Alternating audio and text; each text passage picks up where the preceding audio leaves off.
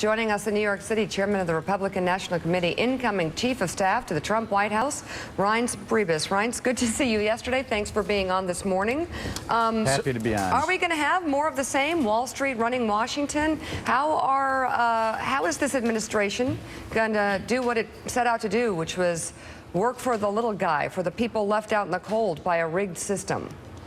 Well, first of all the people that President-elect Trump is bringing in all have his same mindset and his same goals, and that's what we're going to work together to try and do. But it all starts at the top, Mika. It starts with Donald Trump and President Trump and his willingness to get on the phone and to cut deals and to call people out and say, you know, you're not leaving to Mexico, you're staying here. I think you two know more than anyone that he doesn't, he doesn't sit around and wait for a scheduled phone call for 4:45 for 5 minutes to talk to the head of the UT. He just says, you know what, put him on the phone. I want to talk to him. That's what he does, and that's not typical of a president-elect. And I think that's what's so fresh about Donald Trump. So, Reince, let me ask you, you know Wisconsin as well as anybody politically. You understand Donald Trump was the first Republican to win there since 1984, and that was a pretty remarkable thing. But he did it by talking about how he was going to change Washington and how he was going to be more populist than our party's been in the past. Do you think he can do that? Do you think he can push real reforms through a Republican Congress that may be fighting back, especially when you have people like Steve Mnuchin and other people that are creatures of Wall Street? Well, Steve is going to be lockstep with the vision of Donald Trump and Mike Pence. I mean, there's just no question about it. They wouldn't be offered a position if they didn't follow suit with the exact things that President Trump wanted. In fact, Steve Mnuchin was part of writing that 100-day plan and that speech that Donald Trump gave a few weeks ago about what the first 100 days would be like. And so as far as Wisconsin and winning Wisconsin, I think it all goes back to President Trump, which is, you know, people in this country can debate ideology all day long, but I always found that people in America were just starving for something real and authentic and genuine. People were tired of the plasticized Washington, D.C. people. And that's what Donald Trump brought. That's why he swept the Midwest, because people are starving for real. And that's what he brings. We're going to have David Leonhardt on with the New York Times, wrote a great op-ed earlier this week saying Donald Trump can break from the Republican past, or he can be Big Marco, basically saying supersize the sort of economic policies that people like Marco Rubio and others have promoted for 30 years. Can you think of a particular policy that working class voters in Wisconsin are going to take heart in, to say, hey, wait a second, this is a new kind of Republican. This is not a guy who's just going to bow and scrape to Wall Street. Can you think of a policy right now? Sure. I mean, I can think of trade policies. I can think of reformulating NAFTA. I can think of ways that we can create fair trade and making sure that the Chinese don't take advantage of us, and making sure the Mexican government doesn't take advantage of our businesses, and that reaching out to those businesses and telling people that before you leave these workers out in the cold, like what happened to our town in Kenosha, Wisconsin, and Paul Ryan's town in Janesville, Wisconsin, when everything left and everything fell apart, that we're going to have a president that's willing to pick up the phone and say, not so fast. We're looking out for people going to work every day, and we don't care about Republican or Democrat. We care about the American worker. That's number one. Number two, I mean, straight up tax reform, lowering taxes for everyone, whether you're in a 20% bracket or you're in a 15% bracket or you're up in the 29 or 28, whatever it is, lowering those taxes is going to be important. And the last thing is Obamacare and health care. I mean, obviously, we have to repeal Obamacare, at least for the most part, but we have to replace it with something that's going to be more competitive at a lower cost. Those are all things that are going to be important to people in Wisconsin and Michigan and Pennsylvania in order to take our country back. And so I think those are the things that people are looking for. Who's going to be the fighter for the American worker? And that's going to be Donald Trump. Willie. Hey, Chairman, it's Willie. It's good to see you this morning. Donald Trump making some news just within the last hour, tweeting out that he will be leaving, as he called them, my great businesses in total. He says he wants to in no way have a conflict of interest with my various businesses. He said that he's drafting papers that will, quote, take me completely out of business operations. So who will run his companies once that process is complete? Hey, Willie, that'll all be worked out, but I think what you all need to see and the American people need to see is that we've got a president-elect who's taking this very seriously. This is not a you know, this is the first president we've had, at least in modern history, that's had so many successful businesses in so many diverse areas across the country, and in many cases retail and a hospitality business that is dependent on people's business. So it's not the easiest thing to work out, but you should know that he's got the best people in America working on it.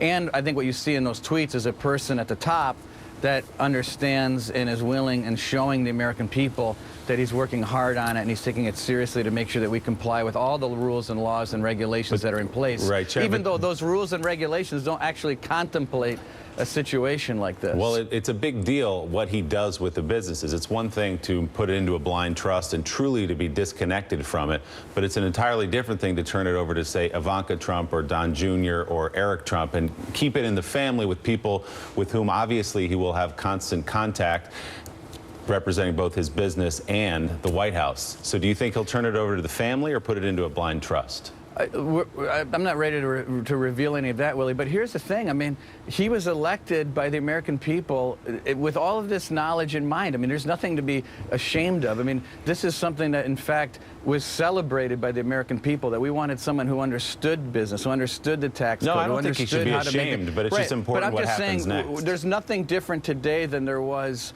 3 weeks ago. I mean, people in this country knew and accepted and celebrated this business that Donald Trump has built throughout his entire life.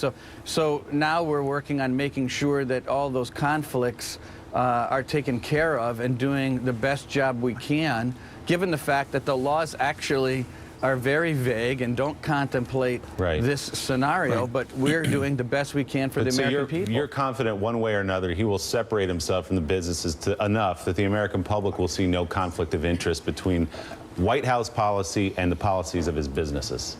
That's right, and that's what we're working towards. You're right. All right, so Reince, just back to the American worker. I'm curious, do you know what's going to happen with the Consumer Financial Protection Bureau, created by Elizabeth Warren under President Obama to protect Americans from being ripped off by big businesses, Wall Street, major mortgage companies? I mean, this is something that's in sync with his message and an important construct, but put together by the previous administration. Well, we'll get to that, Mika, soon. I mean, obviously, we're working through major cabinet positions now. There's going to be a second wave of reviews that we need to do at deputy secretary levels, ambassadors, consumer protection, all these things that you're talking about. But, there's no, I would just say this, there's no preconceived position that we're not taking some party line position on every single issue across the board. I mean, he wants to look out for the American consumer. He doesn't want people being taken advantage of, and he wants to make sure that everyone in America is protected. And I think you're going to see that same person that you saw on the campaign trail continue through the White House. And over time, I think you'll see that he is going to continue to try to be the champion of the American worker. So let me ask you, Reince, Mr. Chairman, Mr. Chief of Staff, how does a kid from Kenosha exactly eat frog's legs at Jean-Georges? Oh, I didn't eat any frog's legs, but I didn't go for that. Although I've tried them. Listen, I've tried them in the past, but I didn't go for the frog legs. So So how did the other than that, how did the dinner go with Mitt Romney? Went very well. I mean, obviously, there's a lot of respect, I think, for each other, and I think the relationship has built over time. They've talked many times on the phone. We had a good meeting in Bedminster last night. It was a lot of fun, and they talked a lot about foreign policy, but they also talked about the New England Patriots and Tom Brady, and we talked about sports, and we had a good time. Was it a productive meeting? There was a lot of laughs in the room. Would you say that Donald Trump and Mitt Romney have a comfort level personally that would allow him to hold a position in the administration?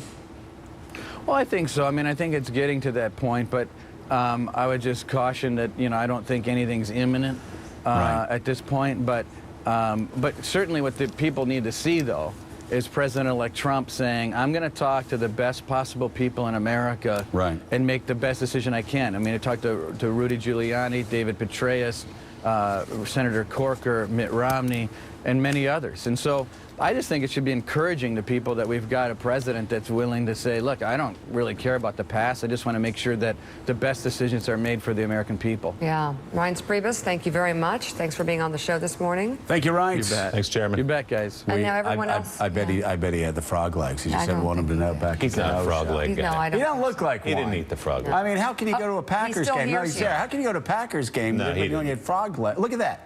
Wow. By the way, that That's menu. fancy. Hey, Jeez. Reince, can you see that menu Yeah. where you are? Because isn't that what they hand out when you go into Lambeau Field? Like something. Yeah, exactly. That along with the cheese curds and the brats and the Miller Lite. No, I don't think so. A long way from Kenosha. All right, I thank won't you. be allowed back in Kenosha if I ate those frog legs. Exactly. Why do you think I asked you the Smart question? guy. All right. Thank you Thank so you. much, Reince. Greatly appreciate it.